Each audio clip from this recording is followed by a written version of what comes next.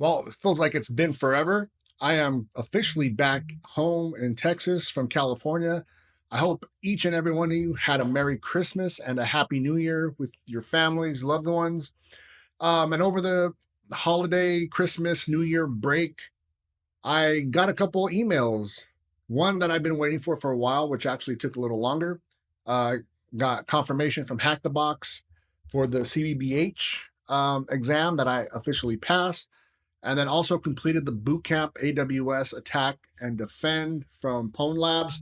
Today's video will be going over my personal experience review of the CBBH exam and also the pathway just from start to finish.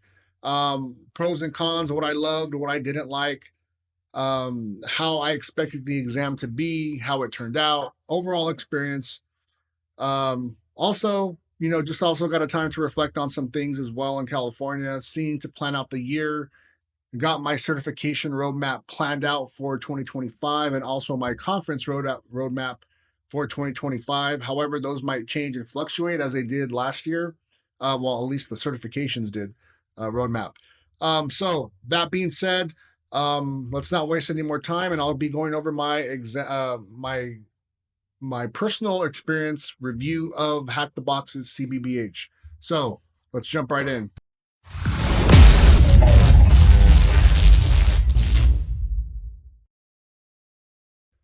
So as you could see, I am in the exam tab on the left-hand side. Going over this right here real quick, we'll just go to the exam information, related path progress. Obviously, it's 100%. There wasn't anything new for those that don't know. If you finish the pathway, you are quote unquote grandfathered in to take the exam, meaning there'll be ads and or updates for certain modules or new modules added, etc., or even changes to the whole module. For that matter, actually, speaking of that, there might be some new additions as well, since the OWASP Top 10 2025 is going to be coming out soon this year.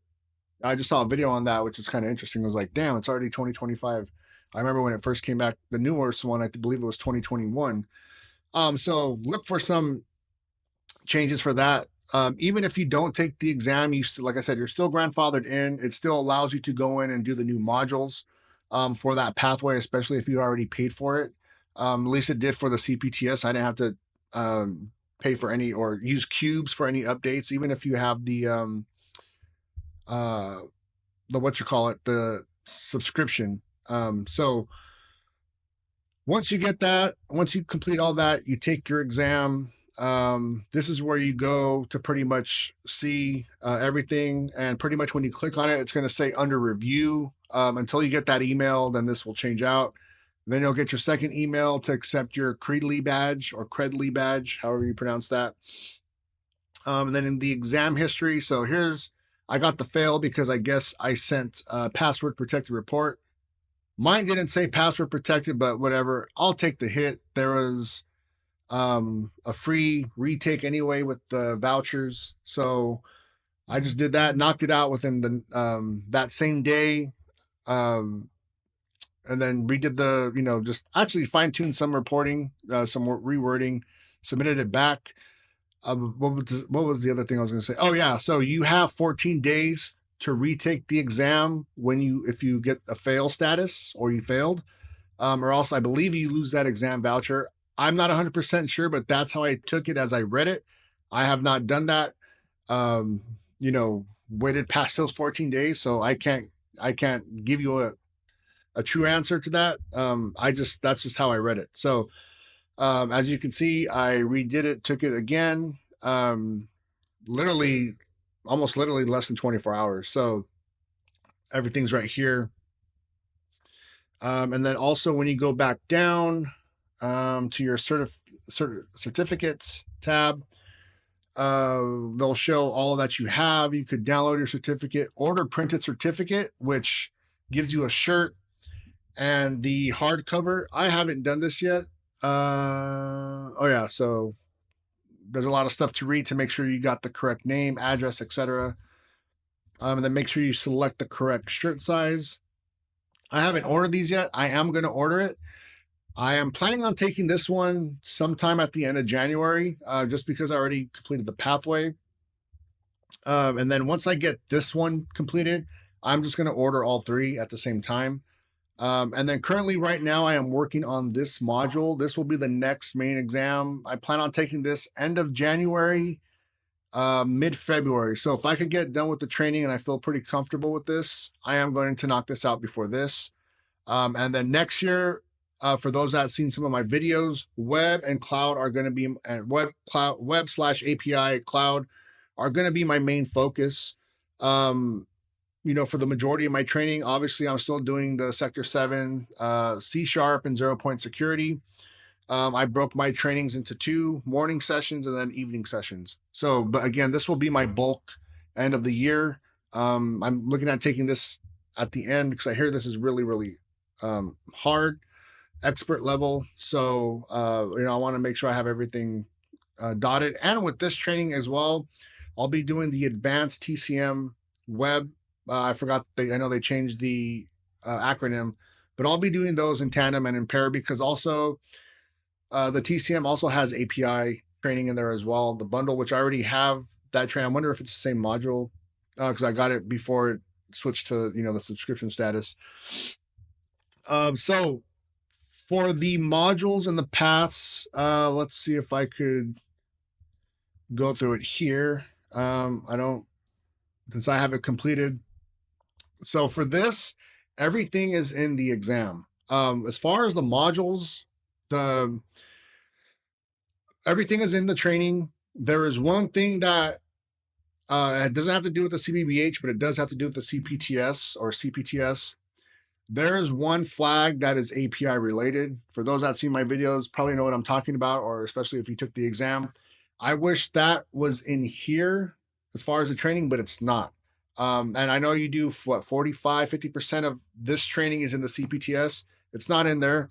I wish that I guess kind of vulnerability exploiting was in the training. I didn't see it unless I overlooked it, but it was not there. So that one you kind of had to, even though once you caught onto it, I mean, they literally gave you, but just to get the syntax.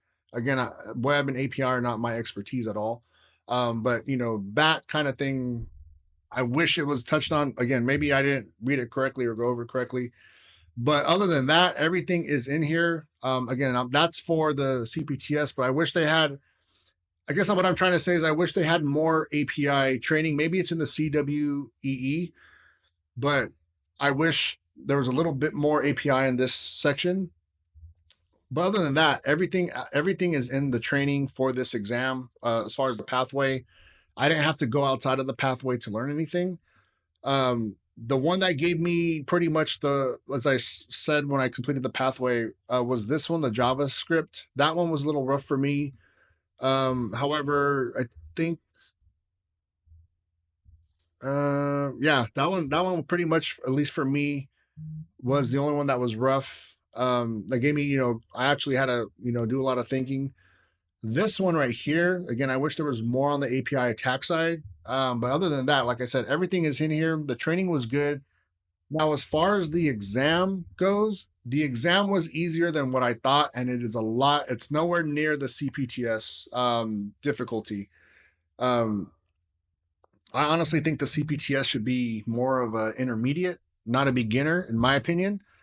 But again, it is hack the box, so their level up is a little more higher than most. Which is nothing wrong with that in my opinion. It's just people see beginner and they think they can just jump in and it's beginner. Like TCM, it's not.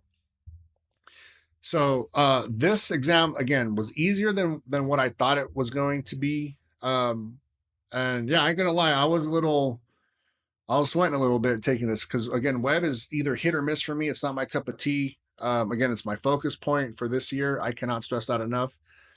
But also for me, for web, if some kind of advice I could give for me outside of doing the internal external pen test, but as far as web in general, I think it requires more patience, at least for me, for my way of thinking, my personality. It requires more patience. More patience and more, not getting frustrated, taking that extra break or going out for a walk, a run, going to the gym, clearing your head. It can get mind-boggling, especially since it just hits me that way more than doing AD or any other kind of pen testing. So that I'm speaking web. So that take that with a grain of salt. That's just how it comes from me. I'm pretty sure there are other people that feel the same way. It requires a lot of patience, requires a lot of thinking outside the box. Um, how would you say it? Going over building out methodologies for different kinds of things you find on your enumeration, different kinds of vulnerabilities, different CMSs, different services that are open, etc. So building out multiple methodologies, I think, is really helpful as well. That being said, again, the exam was pretty much to the T, just web only, no Active Directory or going to an internal, nothing like the CPTS. It was just all web. Pretty much have your methodology in order, your enumeration, do good enumeration on everything. Run automated tools on the side and then do some manual enumeration because those tools might miss. Don't rely on automated tools. And then again, learn how to use Burp Suite with this. Burp Suite is real key. You can use other tools. I just like Burp Suite. It just works well for me, and I have the Pro license. I've had it for a while, so you can use that as well. There's no restrictions on tools, at least that I've seen. So you can use whatever you want, whatever licenses you want. So yeah, that being said, I mean, the exam is really self-explanatory. Again, for me, it was easier than expected. It did have me sweating a little. So don't take that lightly, meaning don't let your foot off the pedal. Um, and yeah, just hammer it through. Some people ask me how long did it take for this one. This one took me literally. I hammered through. It was a light period for work. We have a phase where it's until um, I think it's like mid-November till mid-January where we can't even touch anything. However, I started that before because we just got off some stuff and it was light, so I just powered through it. It took me 2 weeks, 2.5, 2 weeks. What's that? 14 days. So I'd say about 16 days it took me. And I'll count 16 days, just knocking it through, knocking it out. And also, I would say if if I had to do like if I during an engagement and I was in jujitsu, for those that know, I didn't do jujitsu. I stopped it in September because I had a stomach issue, which is still a little bit lingering, but it's almost um, got a bad case of gastritis that really flared up really bad, and I guess I thought I had stomach cancer and all that other shit. Don't Google your illnesses. Go to the doctor. Save yourself some stress and anxiety. But I didn't do a lot of stuff. Didn't really go to the gym. I ran, walked, just mainly light running, light cardio. So all that stuff accounted for. I utilized this time, utilized that time for this, and then also got into Pawn Labs. And yeah, so I would say between 14, 16 days. That's what it took me. Again, I just hammered it straight through. CPTS, for those that also asked, was more different because I started that. I want to say the end of December, endish of December, first week of January, because I utilized some of that for my OSCP and PNPT. So I kind of dragged that along. So I wasn't like, and I wasn't planning on taking the CPTS until Christmas break, New Year break. So I ended up switching. So again, the exam, it's easier than expected, at least for me, but don't take your foot off the gas pedal. Hit it hard. And the only thing too that kind of caught me off guard is it took longer than getting the CPTS notification back that I passed. This one took almost shit. I want to say 15, 18 days because they don't count weekends. And they also, I believe they're in UK, London, Britain, somewhere in there. So that's my video. My overall review was great. Training was great. Experience was great. The only thing, if there's any, I just wish they had more on the API attack side of things. But other than that, everything was real great. Laid out perfectly. Excuse me. The exam went as expected. Again, it was easier than what I expected, which gave me a sigh of relief. But again, don't take your foot off the gas pedal. And yeah, it was a great experience overall. Now I'm looking forward to the CDSA and CAPE. CDSA, I'm not going to really, I'm going to do a video on it, but I'm not really going to go um, as, hardcore. If I have to move that back or move it up or move it back during the year, I will. But the CAPE training pathway and exam is priority. And then that way I can get onto the web stuff.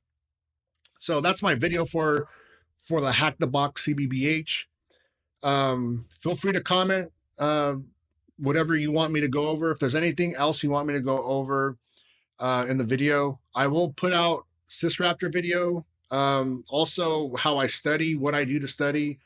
And yeah, if there's anything else, just go ahead and comment. Please like, share, subscribe, and on to the next video. Have a good one, everyone.